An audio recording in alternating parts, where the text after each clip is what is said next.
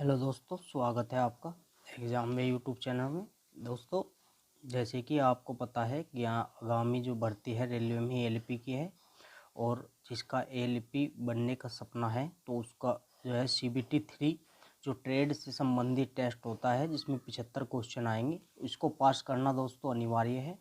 और ये एक पूरे ITI के जो ट्रेड होती है जो आपने ली है, जो आप चॉइस करोगे, उसकी आपको पूरी तरह तैयारी करनी होती है, तभी जाके आपका ये पास होगा। तो ये पूरा ITI में जो आप पढ़ते हो उसी से संबंधित आपसे क्वेश्चन पूछे जाएंगे। और दोस्तों, इसका सिलेबस जो होता है वो काफ़ी बड़ा होता है, इसीलिए आपको तैयारी दोस्तों अभी से करनी होगी। अगर आप ये सोच रहे हो कि जब फॉर्म आएंगे और मैं तब से तैयारी करना स्टार्ट करूँगा, तो दोस्तों आपकी ये भूल है, आपसे ये जो है क्वालिफाई नहीं हो पाएगा। तो दोस्तों, आपको मेरी सलाह है कि आप जो है अभी से इसकी थोड़ी थोड़ी तैयारी करना स्टार्ट कर दें, ठीक है नी, जिससे कि आपको आगामी भर्ती में ये जो पास करने की कैटेगरी है, जो आपके 35% लाने हैं, वो आपके बड़े आराम से हो जाएंगे। और दोस्तों, इसमें यूट्यूब पर जो है भिन्न भिन्न कोर्स चलाए जा रहे हैं। कोई 2500 रुपये ले रहा है, कोई जो है इसके 3000 रुपये, कोई 1500 रुपये ले रहा है। तो दोस्तों, इस ये मात्र क्वालिफाई है, ठीक है। तो इसमें आपको पूरा जय नहीं बनना कि भाई पूरा कोर्स लेके आप इसको क्वालिफाई करोगे। दोस्तों, अगर आप नोट से भी ढंग से तैयारी करोगे और थोड़ा सा आप जो है पेपर के ट्रेंड को देखते हुए तैयारी करोगे, तो आपका ये बड़े आराम से क्वालिफाई हो जाएगा। तो दोस्तों, अब जो ये समय है, यूट्यूब पे आप कई घंटों की क्लास में जो है जितना मैटर आप इकट्ठा करोगे, तो अगर आप हमारे नोट से तैयारी करोगे तो 2 घंटे की क्लास को आप जो है 15 से 20 मिनट के में आप कर सकते हो, ठीक है। तो मैं आपको दिखा देता हूँ कि हम कैसे पढ़ेंगे। तो ये दोस्तों PDF है, ठीक है नी। ये क्या है? PDF। आप जो है विद्युत, अब चैप्टर 1 है ये विद्युत अभिधारणा, ठीक है नी। आज हम इस वीडियो में थोड़ा सा इसके चैप्टर के बारे में चर्चा करेंगे, और इससे फिर हम चैप्टर करने के बाद उस ऑब्जेक्टिव को देखेंगे जो पुराने एग्जामों में बने गए ऑब्जेक्टिव इस चैप्टर से है, ठीक है दोस्तों। तो ये फिर इसके बाद चैप्टर करेंगे पहले, फिर उसके बाद हम ऑब्जेक्टिव सवालों की ओर बढ़ेंगे। तो दोस्तों, ध्यान से आपको वीडियो को देखना है, ठीक है नी, और चीज़ों को समझना है, ठीक है। अगर दोस्तों ये आपको पसंद आती है तो आप जैसे कमेंट ज़रूर करिए, ठीक है नी, ताकि हम इस पर कंटिन्यू वीडियो बनाते रहें। तो दोस्तों, चलते हैं वीडियो में और समझते हैं पहले चैप्टर को, जो चैप्टर का नाम है विद्युत अवधारणा। दोस्तों, इसमें मोस्टली आपसे जो विद्युत से बचाव और दुर्घटना से संबंधित सवाल एग्जाम में बनते हैं। इससे पहले एलपी में भी जो है ये सवाल पूछे गए हैं दोस्तों। तो क्लास को ध्यान से समझना, ठीक है नी। अगर आप दोस्तों कहोगे तो आपको मैं ये PDF आप टेलीग्राम पे या व्हाट्सएप ग्रुप बना के आपको मैं देता रहूँगा। और दोस्तों, अगर वीडियो अच्छी लगती है तो चैनल को सब्सक्राइब जरूर करिए, और जिस बच्चे को इसकी ज़रूरत है उस तक शेयर जरूर करना है। तो पढ़ते हैं क्लास में, क्लास को समझते हैं, ठीक है नी। और बिल्कुल अच्छे नोट्स है दोस्तों। अगर आप क्लास को ढंग से देखोगे तो आप इससे रिलेटेड ऑब्जेक्टिव अपने आप बना लोगे। तो विद्युत अवधारणा, यानी कि इस चैप्टर में हम पढ़ेंगे विद्युत की अवधारणा कैसे स्टार्ट हुई। तो हम इसमें सबसे पहले लिखते हैं, विद्युत जो है एक तरह की ऊर्जा है, एक प्रकार की ऊर्जा है। धरती पे जितनी भी दोस्तों ऊर्जा है, ठीक है नी, उसे आगे लिखा है कि इसको क्षय नहीं किया जाता, इसको यानी कि विद्युत को, या इससे अदर जो भी जो ऊर्जा के रूप में धरती पर उपस्थित है उसको क्षय नहीं, ऊर्जा को कभी क्षय नहीं किया जा सकता। इसको क्या कर सकते हैं हम, एक रूप से दूसरे रूप में बदल सकते हैं। और हम एक से दूसरे रूप में बदलकर इन चीज़ों को हम यूज में लेते हैं। और ये जो बताता है कि एक रूप से जो दूसरे रूप में बदले, दोस्तों ये पूछ सकता है आपसे कि ये किस नियम के तहत ये बात बताई गई है। तो ये ऊर्जा संरक्षण के नियम के तहत इन बातों को बताया गया है, ठीक है। तो आगे बढ़ेंगे दोस्तों। आप समझ गए होंगे, बेसिक जानकारी थी और ये इस बारे में आप जानते भी होंगे। तो आगे चलेंगे, विद्युत आवेश क्या होता है, ठीक है। विद्युत आवेश के बारे में चर्चा करेंगे। तो विद्युत आवेश देखो क्या होता है।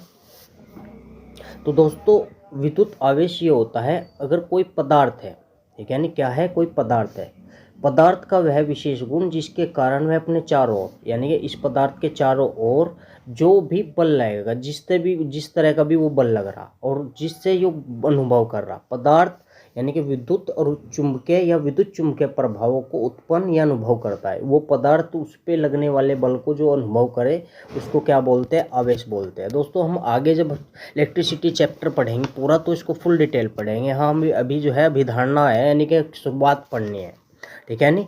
अगर मैं पूछूं बेसिक बात, इसमें आवेश कितने प्रकार के होते हैं? तो आवेश दोस्तों दो तरह के होते हैं, एक धन आवेश होता है और एक ऋण आवेश होता है। धन आवेश कि इसका सिंबल क्या होता है? पॉजिटिव होता है। और ऋण आवेश का सिंबल क्या होता है दोस्तों? निगेटिव होता है। धन आवेश कब बनता है? जब इलेक्ट्रॉन की कमी होती है, किसी आयन में इलेक्ट्रॉन की कमी, ठीक है, वो धन आवेश धन से दर्शाते हैं। अगर इलेक्ट्रॉन की अधिकता है उसको ऋण आवेश बोलते हैं दोस्तों, ठीक है। आपको बातें समझ आ रही होगी दोस्तों, आगे बढ़ेंगे। तो अब हम जो है विद्युत की खोज की ओर बढ़ते हैं, जैसे कि विद्युत की खोज कैसे हुई है। तो भाई भिन्न भिन्न साइंटिस्ट आते रहे और उन्होंने जो है अपनी खोजें स्टार्ट की जिससे विद्युत बना पाए वे। तो ये बात है दोस्तों 2500 वर्ष पुरानी। एक थेल्स नाम का व्यक्ति था, ठीक है नहीं, थेल्स नाम के व्यक्ति ने एक एबोनाइट की छड़ कांच की और रेशम से रगड़कर इसने क्या करा, एक प्रयोग किया दोस्तों, एबोनाइट की छड़ को रेशम से रगड़ा। तो इसने बाद में क्या पाया कि ये जो छड़ है ये छोटे छोटे टुकड़ों को अपनी ओर आकर्षित करती है, ठीक है नहीं। इसने ये पाया छोटे छोटे टुकड़ों को क्या कर रही है, अपनी ओर आकर्षित कर रहे हैं। तो ये थेल्स का प्रयोग है दोस्तों। इसने ये क्या था कि भाई रेशम एबोनाइट की छड़, ठीक है नहीं, रेशम से रगड़ी तो उसमें छोटे छोटे टुकड़े उसने आकर्षण कर लिया। तो इसको विद्युत नाम दिया दोस्तों। आगे हम पढ़ेंगे विद्युत नाम दिया। इस प्रयोग की जो व्याख्या की है, ठीक है, इस प्रयोग की व्याख्या बेंजामिन फ्रैंकलिन ने की है। तो आप इस नोट को भी ध्यान रखोगे। तो हमने अभी क्या करा, विद्युत की शुरुआत की। सबसे पहले कौन आया? थेल्स आया। थेल्स ने क्या किया, एक एबोनाइट की छड़ को रेशम से रगड़ा तो इसने छोटे छोटे टुकड़ों को आकर्षित किया। तो दोस्तों इसने जो है इसको क्या कहा, आगे चलेंगे हम। इसने इस आकर्षण को नाम दिया, इसने विद्युत नाम दिया दोस्तों इसको, ठीक है नहीं। क्या नाम दिया दोस्तों? इसको विद्युत नाम दिया गया। जब इसने इसको विद्युत नाम दिया, एक मिनट दोस्तों, इसको विद्युत नाम दिया और जो इससे आकर्षण, यानी कि आकर्षण वाली विद्युत थी, इसका यूज हम व्यावसायिक उपयोग के लिए नहीं करते थे दोस्तों। क्या है, इसका उपयोग व्यावसायिक उपयोग के लिए नहीं होता था। और इस तरह की विद्युत को क्या कहा गया? स्टैटिक विद्युत कहा गया या स्टैटिक इलेक्ट्रिसिटी कहा गया, ठीक है नहीं। यानी कि जो थेल्स ने एबोनाइट की छड़ के साथ रेशम को रगड़ा तो उसमें जो है एक आकर्षण बना। उस आकर्षण को इस थेल्स ने विद्युत का नाम भी दिया। पर यो विद्युत जो है व्यावसायिक स्तर, यानी कि छोटे मोटे प्रयोग के लिए यूज में थी, पर व्यावसायिक स्तर पर इसका यूज नहीं था। इस तरह की विद्युत को क्या नाम दिया गया दोस्तों? स्टैटिक विद्युत नाम दिया गया, स्टैटिक इलेक्ट्रिसिटी। उसके बाद जो आया वैज्ञानिक जो है, कौन आया? वोल्टा आया दोस्तों। कौन आया? वोल्टा। अब हम वोल्टा के पढ़ेंगे। वोल्टा ने क्या प्रयोग किए? तो वोल्टा ने रासायनिक अभिक्रिया, ठीक है, द्वारा विद्युत का पैदा किया। इसने रासायनिक अभिक्रिया से विद्युत को बनाया। इसने सबसे पहले दोस्तों, अगर वोल्टा ने जो है बैटरी बनाई थी, ठीक है नहीं, बैटरी का प्रयोग अगर पूछे बैटरी सबसे पहले किसने बनाई थी तो वोल्टा ने बनाई थी, ठीक है नहीं। और जो इसने विद्युत बनाई, ठीक है नहीं, रासायनिक अभिक्रिया द्वारा, इसको चालक तारों द्वारा स्थानांतरित किया जा सकता है दोस्तों। क्या कर सकते हैं हम? इसको एक जगह से दूसरी जगह भेज सकते हैं, यहाँ से हम यहाँ ट्रांसफर कर सकते हैं चालक तारों द्वारा। और इस विद्युत को जो नाम दिया गया वो क्या नाम दिया गया दोस्तों? डायनामिक इलेक्ट्रिसिटी दिया गया और यह चल विद्युत कहा गया। ये वोल्टा ने इसकी खोज की, ठीक है नहीं। तो आप ध्यान रखोगे। और इसका यूज अब जो है व्यावसायिक स्तर पर होने लगा, समझ रहे हो दोस्तों। अब उसके बाद वैज्ञानिक आए आपके फेराडे। कौन से वैज्ञानिक आए दोस्तों? फेराडे। तो फेराडे ने देखो क्या करा, फेराडे ने जो है चुंबकीय बल रेखा, यानी कि इसने जो विद्युत बनाई, इसने विद्युत बनाई आपकी चुंबक से। तो आप इस चीज़ को ध्यान रखोगे। फेराडे आए बाद में और बड़े स्तर पर व्यावसायिक रूप से उत्पादन होने लगा विद्युत का। चुंबक से जो है इसने बिजली बनाई, ठीक है दोस्तों। आप यहाँ तक समझ गए होगे, ठीक है। हम आगे चलेंगे। इससे नेक्स्ट पेज, हम तीसरा पेज की ओर बढ़ रहे हैं, ठीक है। तो ये मैंने थोड़ा लिखा, विद्युत बन गई तो विद्युत धारा होती क्या है? आवेश प्रवाह की दर को विद्युत धारा कहते हैं, ठीक है नहीं, हम ये पूरा डिटेल पढ़ेंगे जब हम इससे नेक्स्ट चैप्टर आएगा दूसरा इलेक्ट्रिसिटी। इस चैप्टर में आपको फोकस टू रहना है दुर्घटना और बचाव से। यहाँ से ही प्रश्न बनेंगे दोस्तों, दुर्घटना कौन सी होती है, कैसे बचाव होते हैं। तो मेन मुद्दे की ओर हम दोस्तों बढ़ रहे हैं। तो विद्युत से दुर्घटनाएं और बचाव। तो विद्युत से दुर्घटना आपको देख सकते हो भाई, आपको करंट लग सकता है, ठीक है नहीं, आपको क्या लग सकता है, करंट लग सकता है, या शॉर्ट सर्किट की वजह से आग लग सकती है। भाई सबसे बड़ी दुर्घटना तो यही है, आदमी को, किसी व्यक्ति को करंट लग जाए या आग लग जाए। तो हम दोस्तों इसको फुल डिटेल से समझेंगे कि भाई आदमी को, व्यक्ति को करंट कब लगता है, ठीक है नहीं, और क्या इसके कारण है। तो विद्युत झटके के कारण, मैंने आगे नेक्स्ट हेडिंग क्या बनाई है, विद्युत झटके के क्या कारण है। तो दोस्तों आपसे ये पॉइंट पूछ सकता है, इसको आप ध्यान में रखोगे, ठीक है नहीं। तो अगर 90 से अधिक वोल्टेज हमारे शरीर में प्रवाह करे तो आपको दोस्तों करंट लगेगा। अगर 90 वोल्टेज से अधिक, तो आप ये देखेंगे विद्युत झटका कितनी वोल्टेज पर लगता है, तो आप ध्यान रखोगे दोस्तों 90 वोल्ट। तो अगर वोल्टेज में बात करें तो आपका ये 90 वोल्ट होगा, और अगर वो धारा की बात करें तो 100 माइक्रो एम्पियर होगी। यहाँ से ऑब्जेक्टिव बनाएगा दोस्तों, वो ध्यान रखेंगे आप, समझ गए होंगे आप इस बात को। और इसमें कुछ आगे जो है समय की स्थिति भी होती है, ठीक है। समय की स्थिति मतलब क्या है भाई, ज़्यादा समय तक अगर कम भी लग रहा है तो व्यक्ति की मृत्यु हो सकती है। तो समय की स्थिति के अकॉर्डिंग अगर देखा जाए, अगर 10 माइक्रो एम्पियर की धारा 3-4 सेकंड तक प्रवाह हो तो मृत्यु भी हो सकती है। अगर किसी व्यक्ति को लगातार 3-4 सेकंड तक पकड़ ले बिजली, और वो बिजली की मात्रा कितनी हो, 10 माइक्रो एम्पियर तक भी अगर है, तो आपको क्या हो सकती है दोस्तों, आपकी डेथ हो सकती है अगर आपने बिजली, ठीक है नहीं, आपको बिजली अगर पकड़ती है, करंट लगता है। इसमें मैंने हाँ एक नोट बना कर लिखा है, इसको आपसे वो पूछ सकता है कि जलयानों, थलयानों, वायुयानों आदि में सप्लाई वोल्टेज कितनी रखी जाती है। तो दोस्तों 110 वोल्ट रखी जाती है। तो इस पेज पे आपने क्या पढ़ा है, दुर्घटना और बचाव। दुर्घटना क्या हो सकती है, विद्युत से झटका लग सकता है, कब लगता है, जब दोस्तों 90 वोल्ट आप वोल्टेज होगी, या अगर आप धारा में देखो तो 10 माइक्रो एम्पियर, ठीक है नहीं। समय की स्थिति के अकॉर्डिंग अगर 3-4 सेकंड तक 10 माइक्रो एम्पियर का धारा किसी व्यक्ति के शरीर में फ्लो हो रही है तो उसको जो है उसकी डेथ हो सकती है। आगे बढ़ेंगे दोस्तों। अब इसमें दूसरी दुर्घटना जो है आग का लग जाना है, ठीक है ना, दूसरी दुर्घटना की ओर बढ़ रहे हैं, आग का लग जाना। फिर हम इससे बचाव पढ़ेंगे दोस्तों। तो आग लग जाना यानी कि आग कैसे लगती है दोस्तों, शॉर्ट सर्किट हो सकता है या अन्य भी कारण हो सकते हैं। मेन मुद्दा क्या होता है, शॉर्ट सर्किट होता है, ठीक है नहीं। यहाँ से इससे पहले एलपी में सवाल बना है दोस्तों, कौन सी आग किस किस्म की होती है, तो आप इस चीज़ को ध्यान रखोगे, समझ रहे होगे दोस्तों। तो आगे चलेंगे। तो आग की किस्म 4 प्रकार की होती है, श्रेणी ए, श्रेणी बी, श्रेणी सी, श्रेणी D. A B C D इनका नाम दिया हुआ है, ए बी सी डी। तो आप इनको ध्यान रखोगे, आपको ये ध्यान रखना मोस्टली ए में कौन सी आती है, बी में कौन सी, सी में कौन सी, डी में कौन सी। इससे पहले एलपी में जो सवाल आया था वो डी से आया था। तो श्रेणी ए में कौन सी तरह की आग को रखा गया, अगर आपकी जो घरेलू आग होती है, लकड़ी, कागज, कपड़ा, जूट आदि से लगी जो आग है दोस्तों, उनको श्रेणी ए में रखा गया है। श्रेणी बी में कौन सी आग आएगी, जो ज्वलनशील द्रव हो गए, जितने भी लिक्विड हो गए, केरोसिन हुआ, पेट्रोल हुआ, मिट्टी का तेल हुआ, ठीक है, डीजल हुआ, अगर उनसे आग लगती है तो उनको श्रेणी बी में रखा जाता है, ठीक है। इसी तरह अगर मैं आपको आगे बताऊं तो आगे श्रेणी सी और डी वेरी वेरी इंपॉर्टेंट है दोस्तों। इस डी से प्रश्न आएंगे क्योंकि, ठीक है। तो श्रेणी सी में जो है आपकी जो गैस फॉर्म में होती है, ठीक है नहीं, श्रेणी सी में कौन सी होती है, जो गैस फॉर्म में होती है, उनसे लगी गई आग को श्रेणी सी में रखा जाता है, ठीक है नहीं। आप इस बात को ध्यान में रखोगे। श्रेणी डी द्वारा, श्रेणी सी द्वारा लगी आग, ठीक है नहीं, बिजली के तारों, उपकरणों, धात्विक पदार्थों में लगी आगों से जो है, यानी कि ये वेरी वेरी इंपॉर्टेंट है दोस्तों। इससे पहले एएलपी में ये सवाल बना है, ठीक है।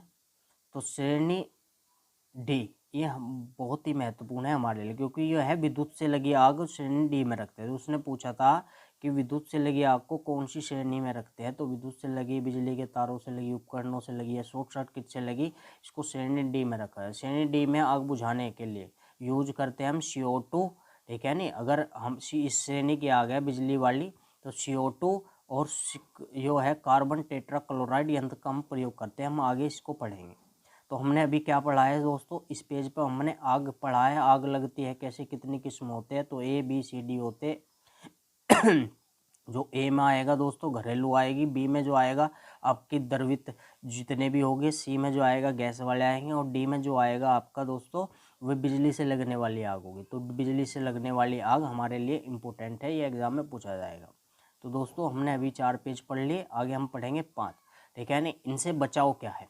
तो ये आग लगी है, दुर्घटना होगी, इनसे बचाव क्या है। तो दोस्तों इनसे बचाव है, आप अग्निशमन यंत्र का यूज करो। ठीक है नहीं, अग्निशमन यंत्र का आप क्या करो, यूज करो। अग्निशमन यंत्र के भी प्रकार होते हैं दोस्तों, कितने प्रकार होते हैं हम इसको जानेंगे, जल से, झाग से, सूख पाउडर वाला। ठीक है नहीं, तो हम इस पेज पे ये चीज़ें हम पढ़ेंगे। तो हम ये देखेंगे इसमें क्या यूज होता है अंदर, तो देखेंगे। तो देखो ध्यान से दोस्तों, सबसे पहला जो होता है आपका जल युक्त अग्निशमन यंत्र होता है। इसमें क्या भरा होता है, ये सिलेंडर मैंने बनाया है, इस तरह का होता है दोस्तों। जल वायु दाब के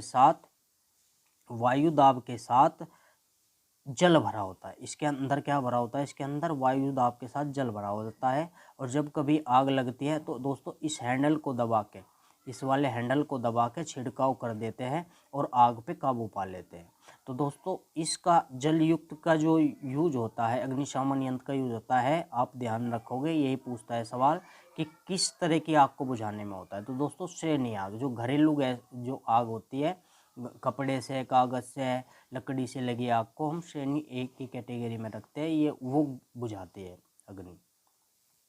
समझ गए होगे दोस्तों आप। आगे चलेंगे, झाग पैदा करने वाला अग्निशमन यंत्र। झाग पैदा करने वाला अग्निशमन यंत्र में क्या होता है, तो इसमें हम देखेंगे कि इसमें जल की बौछार के साथ झाग, यानी कि वो जो सिलेंडर है भाई सेम से होते हैं सब सिलेंडर तो सारे, ठीक है, पर इसमें क्या है अलग अलग पदार्थ भरे होते हैं। इसमें झाल की बौछार के साथ झाग पैदा करता है। ठीक है नहीं, इसके अंदर से क्या निकलता है, जल की बौछार और झाग निकलती है। तो झाग पैदा करने वाले जो आपके यूज हो गए दोस्तों, वो किस में यूज हो गए, श्रेणी बी की जितनी भी आग है जो श्रेणी बी में रखी जाती है, श्रेणी बी में दरबों से लगी आग रखी जाती है दोस्तों। तो आप इस तरह की आग को इससे बुझा सकते हो। आगे चलेंगे, तीसरा हम टाइप पढ़ेंगे अग्निशमन का। तो शुष्क पाउडर द्वारा अग्निशमन यंत्र। तो शुष्क पाउडर द्वारा अग्निशमन यंत्र जो है, इसमें क्या भरा होता है, वायु दाब के साथ अज्वलनशील चूर्ण भरा होता है, यानी कि चूर्ण होता है जो जलता नहीं। ठीक है नहीं भाई, मिट्टी के बारूदे जैसे ऐसे इस तरह के कुछ भी जो है अज्वलनशील पदार्थ वायु दाब के साथ भरा जाता है। तो ये वायु दाब के साथ जो भरा जाता है ये यूज होता है श्रेणी सी की आग बुझाने में। समझ गए दोस्तों। तो अभी हमने क्या पढ़े हैं, दो हमने पढ़े हैं कि भाई अग्निशमन यंत्र अभी 3 तरह के पढ़े, एक तो जल वाला, एक झाग वाला, एक सूक्ष्म वाला। जल वाले में वायु दाब के साथ जल भरा होता है, और झाग वाले में, ठीक है, इसमें जल की बौछार के साथ झाग आते हैं बाहर, जिससे उसमें क्या है आग को जल्दी हम काबू पा सकते हैं। तीसरा हम सूक्ष्म पाउडर वाला अग्निशमन यंत्र यूज करते हैं दोस्तों। ये आप कैटेगरी भी ध्यान रखोगे कि कौन सा अग्निशमन यंत्र आप किसी आग को बुझाता है। आगे बढ़ेंगे और सबसे महत्वपूर्ण हम आगे चलेंगे दोस्तों, ठीक है नी। आगे हम बढ़ रहे हैं, कार्बन डाइऑक्साइड वाला अग्निशमन यंत्र। ठीक है नी, ये वेरी इंपॉर्टेंट है दोस्तों। ठीक है नी, इसमें आपको ये ध्यान रखना क्या यूज हम करते हैं। तो हम इसमें यूज करते हैं दोस्तों सोडियम बाइकार्बोनेट तथा गंधक के तनु अम्ल की अभिक्रिया करके इसमें CO2 पैदा होता है। CO2 निकलता है, कार्बन डाइऑक्साइड, NaHCO3, ये दोस्तों सोडियम बाइकार्बोनेट होता है। ठीक है नी, इसको खाने का सोडा भी बोलते हैं। और इसमें जो है गंधक मिली होती है अंदर सिलेंडर में। अब जब उनकी अभिक्रिया होती है, जब बाहर निकलती है तो CO2 निकलती है जो आग को बुझा देती है दोस्तों। और ये जो आग बुझाते हैं ये किस तरह की बुझाती है दोस्तों, किस श्रेणी में यूज होती है, ये इम्पोर्टेंट है। तो ये श्रेणी डी है दोस्तों, विद्युत से लगी आग को ये बुझाती है। ठीक है नहीं, आपको ये समझ आ गया होगा और ये इम्पोर्टेंट भी होती है। आगे चलेंगे, एक अग्निशमन यंत्र और होता है कार्बन टेट्राक्लोराइड वाला अग्निशमन यंत्र। ठीक है नहीं, जिसकी मैंने पीछे भी चर्चा की थी। तो इसको पढ़ेंगे, कार्बन टेट्राक्लोराइड वाला अग्निशमन यंत्र। इसमें कार्बन टेट्राक्लोराइड, जिसका रासायनिक सूत्र होता है CL4 कार्बन क्लोराइड, जैसे Cl का क्लोरीन का संकेत होता है, या इसकी जगह हम यूज कर सकते हैं ब्रोमोक्लोरोडिफ्लोरोमीथेन, इसका भी हम यूज कर सकते हैं। और इसका कार्बन टेट्राक्लोराइड वाले की खास बात यह है दोस्तों, किसी भी तरह की अगर आग है तो सभी श्रेणी की आग हम इसमें बुझा सकते हैं, सभी श्रेणी की आग को हम इसमें बुझा सकते हैं। तो हमने ये सारे अग्निशमन यंत्र पढ़ लिए, आग पढ़ ली, आग कितने तरह की होती है, कौन सी आग को कौन सा अग्निशमन हम यूज करते हैं, और यही हमारे मोस्टली पेपर में पूछे जाएंगे। तो भारत में संचारित, ये थोड़ा सा मैंने नोट लिखा है, आप इसको भी ध्यान में रख सकते हो। भारत में संचारित जो विद्युत फ्रीक्वेंसी है दोस्तों वो 50 हर्ट्ज है, और ±3%। ये सवाल आपके एग्जाम में पूछा गया है पहले। अगर मैं फॉरेन कंट्री की बात करूं, भारत से अलग कंट्री की बात करूं, तो उसमें जो फ्रिक्वेंसी यूज होती है दोस्तों कितनी होती है, 60 हर्ट्ज होती है। तो दोस्तों हमने जो है अभी एक छोटा सा चैप्टर, ठीक है, इसके बारे में हमने बात की, ठीक है। चैप्टर क्या था, विद्युत अभिधारणा थी। तो दोस्तों आप इस विद्युत अभिधारणा से एक सवाल आपके एग्जाम में जरूर बनेगा, और इससे जो सवाल आते हैं दोस्तों दुर्घटना के और बचाव के ही आते हैं। तो दोस्तों आशा है आपको ये वीडियो समझ आई होगी। अगर आप इस तरह की वीडियो हमसे चाहते हो तो कमेंट करें, और आप अगर ये नोट चाहते हो तो हम आपको एक इसमें बताएंगे कैसे आपको नोट्स ये लेने हैं। ये फ्री और कॉस्ट होगा दोस्तों, इसका कोई पैसा नहीं होगा।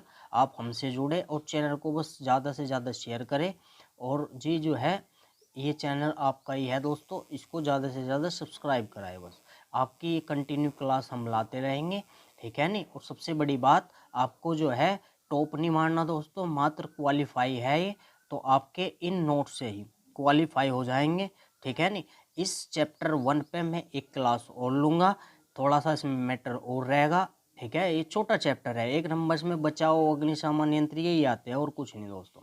और मैं आपको दिखाऊंगा कि इस चैप्टर से किस तरह के प्रश्न पिछली बार बने थे, ठीक है। आशा है आपको अच्छी लगी होगी वीडियो, तो इसको बस थोड़ा सा ज़्यादा से ज़्यादा शेयर करें। वीडियो देखने के लिए बहुत बहुत धन्यवाद। जय हिंद, जय भारत, नमस्कार।